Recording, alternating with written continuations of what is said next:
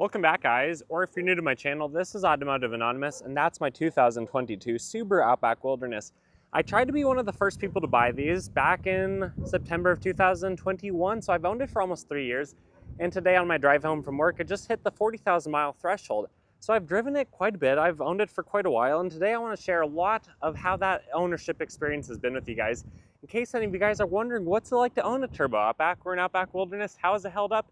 How are the MPGs? What has gone wrong? What has gone right? What are my favorite and least favorite parts about it? And what's next? Anyways, guys, there's a lot to talk about, and I do want to just mention a little bit, kind of the stuff that I share a little bit in the comments when you guys ask, and I don't often share it on camera, but I figured this will be a good video to give you guys a little bit more context, a little bit more update about the channel and about the Outback, because this Outback kind of started my channel.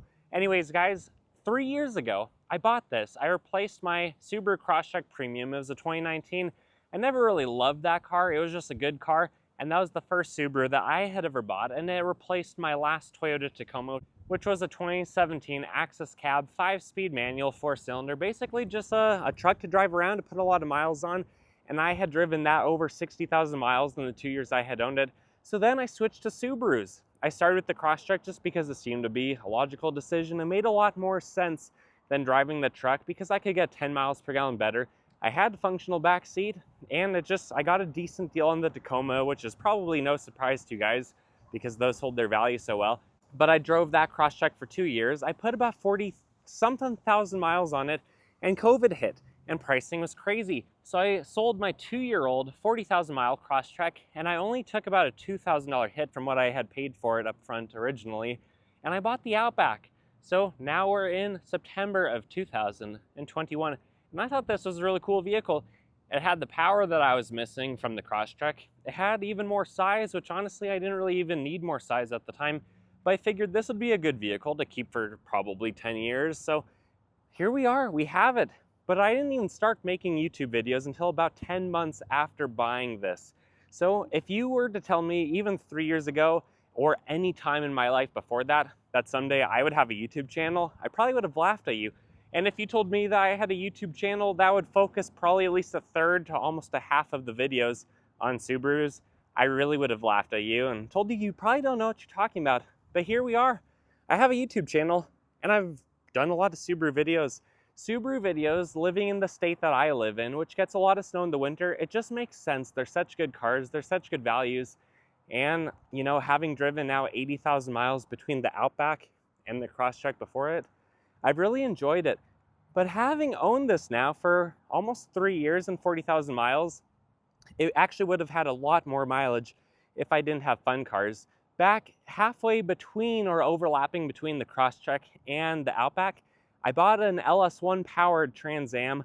I did full bolt-ons to it, and I drove that car for well over 10,000 miles before selling it. And then about a year later, I got the Miata, which I put about 17,000 miles on before selling it. So had I only owned this, it probably would already be sold because it would be probably around 70,000 miles. And I usually sell things when they're out of warranty. But anyways, I'm back to a 1-car garage for me and 1 car for my wife. So we both have Subarus now. She has the 2025 Forester, and I have the 2022 Outback. So in 40,000 miles, how has it held up? And before I get too far into this video, if you guys get anything out of it today, please consider liking that video. That lets me know you want to see more stuff like this, and I really appreciate the support.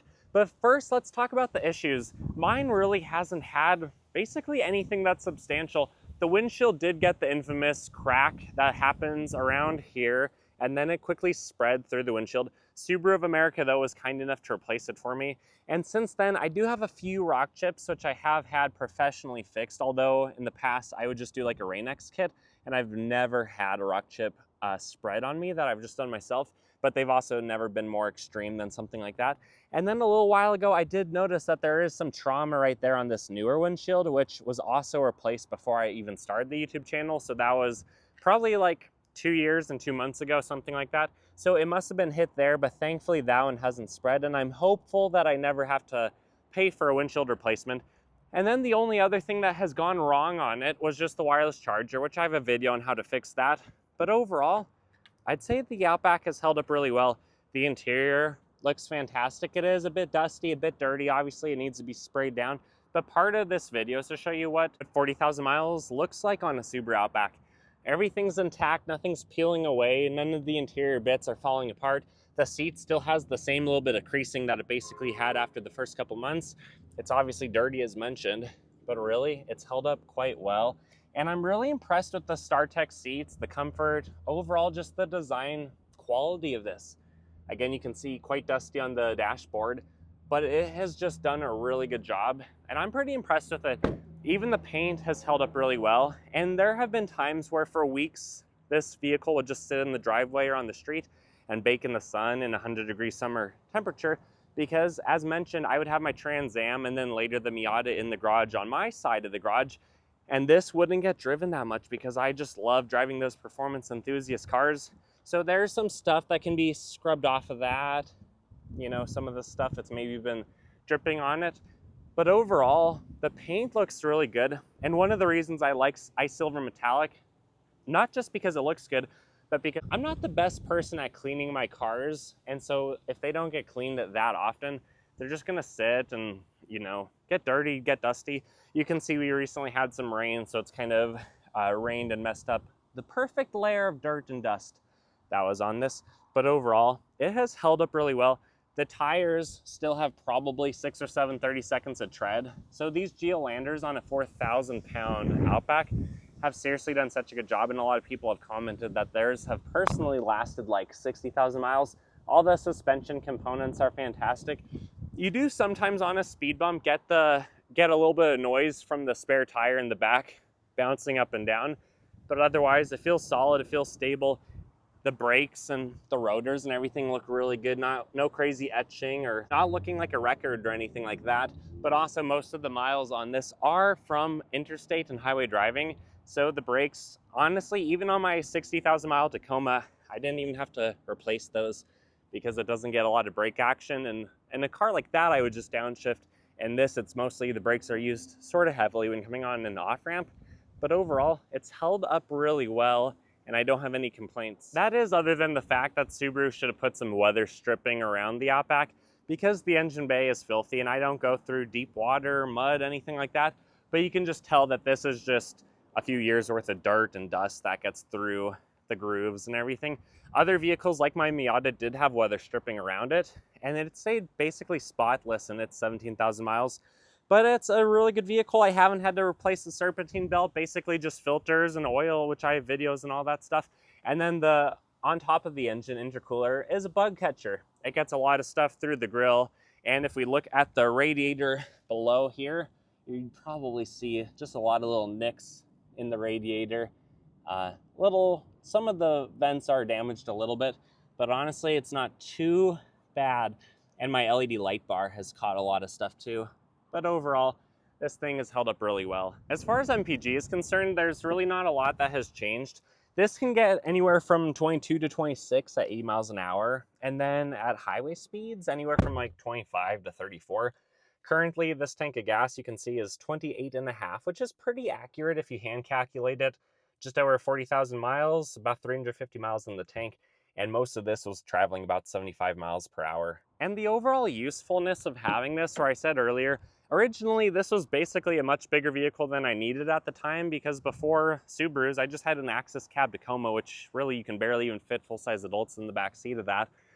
But even the back seat, it's held up really well. It doesn't get nearly as much use as the front seats, but all the materials, they've done a really good job. There's just a lot of storage in here, because when you recline the seats all the way forward or you drop them, you have 75 cubic feet of room. So of course there's going to be a lot of storage. So there have been a number of times, and I've been able to help people move, whether it's across town or between towns, or I can just load up so much stuff in here. And sometimes those days I wasn't even planning on doing a delivery or a trip like that, but it's just so handy. I usually keep it pretty empty other than some of the essentials, like what I have in my bucket, some oil, some jumper cables, Frisbee golf discs, a few things like that.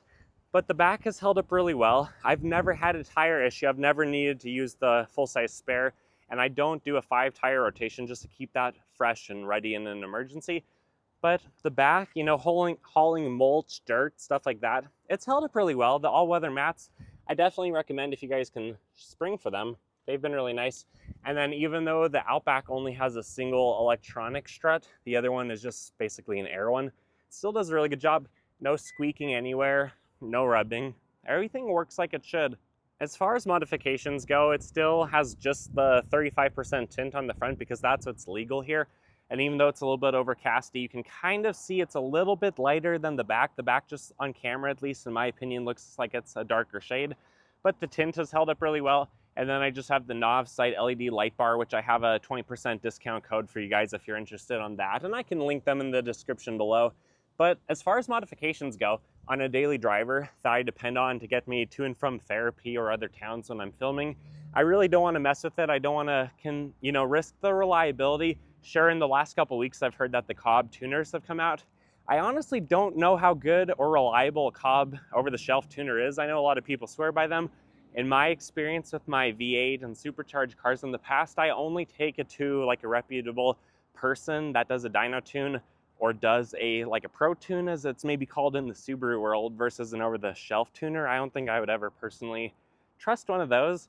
But now that it's out of bumper-to-bumper warranty, now that it has only 20,000 more miles on the powertrain warranty, because I didn't buy an extended warranty at the time, the plan currently is to keep it stock, is to enjoy it for about 20,000 more miles, and then to trade it, to sell it for something else for a new experience. I am actually really hopeful that Subaru comes out the Baja, but everything I'm hearing is that there won't be one, and that the new Outback is a big change, even to the point of being a couple inches wider and a couple inches longer than this. So I don't want to make up any decisions on what I'm going to do until I see the new one. But as far as modifications go, I know some of you guys have lifted yours. You've done crazy light additions beyond just a simple light bar. But I don't think I'm going to do any of that because driving this bone stock, it's been a joy to drive and it's held up so well as is.